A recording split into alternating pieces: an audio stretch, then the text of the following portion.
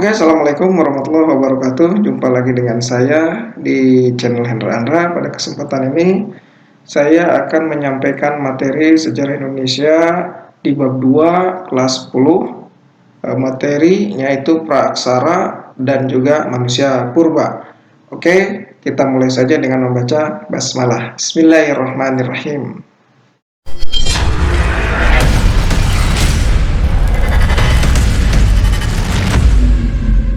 Para pelajar semua, pada kesempatan ini materi yang akan disampaikan yaitu masa praaksara dan juga zaman manusia purba.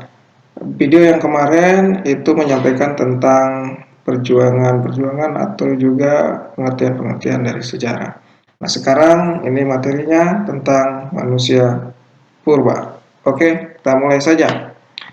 Para pelajar semua, yang pertama yaitu kita masuk belajar di bab 2. Di bab 2 ini materinya tentang kehidupan masyarakat Indonesia pada masa praaksara.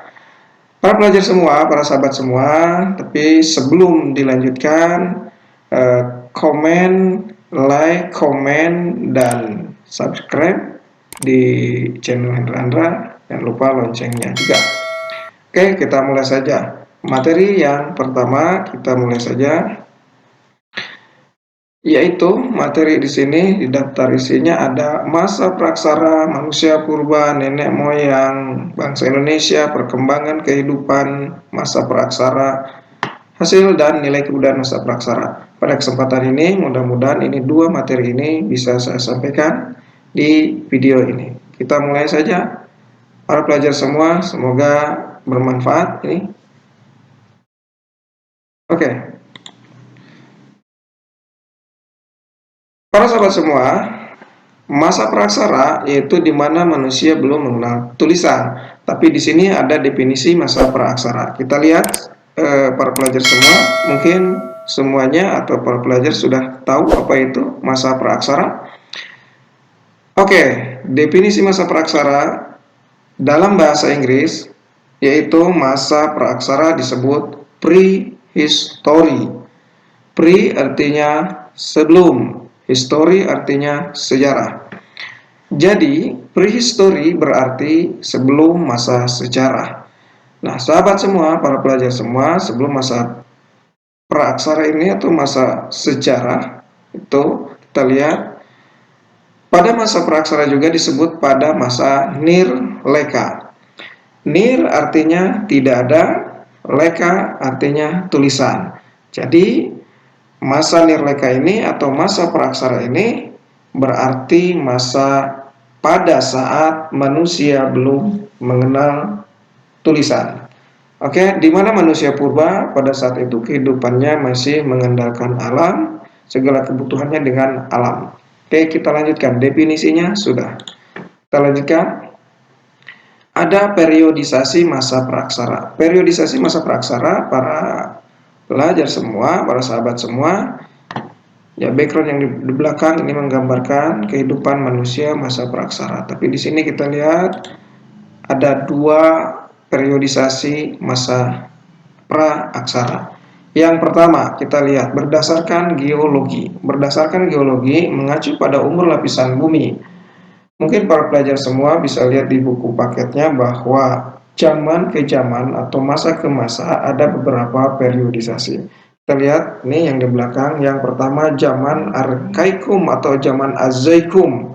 Zaman Azaikum ini di mana planet bumi masih dalam pembentukan, proses pembentukan. Ada beberapa teori yang mengatakan bahwa ada teori Big Bang. Terbentuknya planet bumi ini ada teori Big Bang bahwa terjadinya ledakan bintang kembar, serpihan-serpihannya terbentuk dan terus membentuk menjadi gas panas. Beberapa juta tahun kemudian akhirnya membentuk bola bumi di zaman ini sekitar 2,2500 miliar tahun pembentukannya. Nah, di situ planet bumi sudah terbentuk dan masih belum ada tanda-tanda kehidupan. Masuk yang kedua, ini kalau dibahas akan panjang. Mungkin para pelajar semua silahkan cari informasi tentang Azaikum.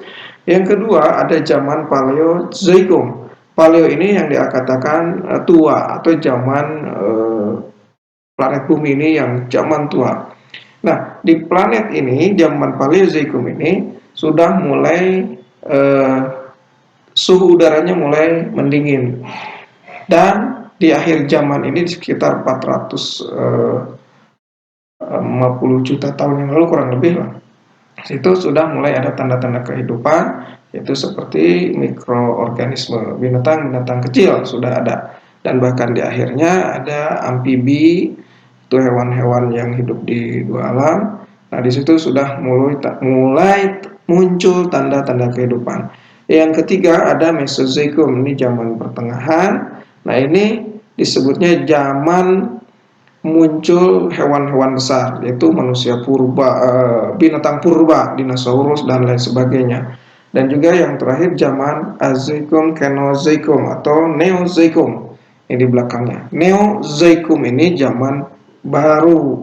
Nah, di sini sudah muncul tanda-tanda kehidupan dari zaman purba, binatang-binatang purba di Mesozoikum, ada tadi dinosaurus, Tyrannosaurus dan lain sebagainya, ditambah dengan di zaman Kenozoikum itu. Nah, di akhir itu di pertengahannya sudah mulai hilang hewan-hewan besar dan muncullah hewan primata, yaitu sejenis monyet. Kalau mau lihat, dibuka silahkan materi pembelajarannya pada pelajar semua. Silahkan di buku paketnya tentang sejarah Indonesia. Yang kedua, berdasarkan arkeologi. Ini kalau berdasarkan arkeologi mengacu pada teknologi purba, hasil temuan penelitian arkeologi. Nah, di zaman Paleolitikum, ini di zaman batu tua, bahwa manusia purba menggunakan alat-alat yang terbuat dari batu. Di zaman Mesozoikum juga, Mesolitikum juga, ini menggunakan alat yang terbuat dari batu yang mulai halus gitu. Nah, di zaman Neolitikum juga seperti ada kepak genggam, kepak primbas dan lain sebagainya. Zaman Megalitikum ini zaman batu besar, ini budaya muncul tempat-tempat yang terbuat dari batu, adanya menhir, adanya sarkofagus dan sebagainya. Terakhir dari zaman logam, ini banyak logam, zaman logam dibuat alat-alat yang terbuat dari logam. Ini sekilas saja yang saya sampaikan. Yang berikutnya kita masuk lagi zaman manusia purba. Nah, ini zaman manusia purba. Di sini zaman manusia purba ini ada beberapa lokasi penemuan manusia purba di Indonesia.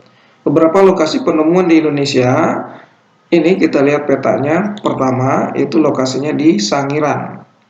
Banyak fosil-fosil yang ditemukan oleh beberapa peneliti sejarah. Terus ada di Trinil, daerah Trinil juga. Ditambah ada di daerah Wajah, fosil-fosil manusia purba. Di Flores juga ditemukan fosil manusia purba. Kita lihat fosilnya apa saja. Oke, kita lanjutkan. Mungkin para pelajar semua sudah mengetahuinya. Nah, wilayah Indonesia diperkirakan menjadi tempat hunian manusia purba. Ada beberapa daerah di Indonesia yang menjadi tempat hunian manusia purba. Antara lain Sangiran, Trinil, dan Wajak, dan Flores tadi sudah disampaikan. Oke, para pelajar semua kita lanjutkan. Nah, ini kalau kita mungkin para pelajar atau para sahabat semua ingat dengan teori-teori ya, teori evolusinya Darwin, bahwa manusia ini perkembangannya seperti ini, dari kera dan seterusnya. Tapi di sini akan membahas tentang jenis-jenis manusia purba. Ada yang tahu jenis-jenis manusia purba? 1, 2, 3. Betul, kita lihat saja. Yang pertama, Meganthropus. Manusia purba Meganthropus. Mega besar, Anthropus ya manusia lah, seperti itu. Manusia berdaba dan tegak. Yang kedua ada Pithecanthropus. Ini juga dia manusia purba. Nanti kita lihat seperti apa dan penjelasannya manusia purba. Ini ada museum purbakala tentang peninggalan-peninggalan zaman dulu kala. Oke, kita lihat Meganthropus seperti apa. Meganthropus di sini manusia purba yang paling tua di Indonesia. Mega itu besar dan tinggi. Kita lihat ini gambarnya manusia purba yang terbesar gitu. Ini menurut para peneliti. Nah, Meganthropus Fosil Meganthropus ini pertama kali ditemukan oleh siapa? Yaitu von Königswald tahun 1941 ini di Desa Sangiran. Tadi di petanya sudah ada. Desa Sangiran sekitar lembah Sungai Bengawan, Solo. Nah, Meganthropus ini merupakan jenis manusia purba paling tua.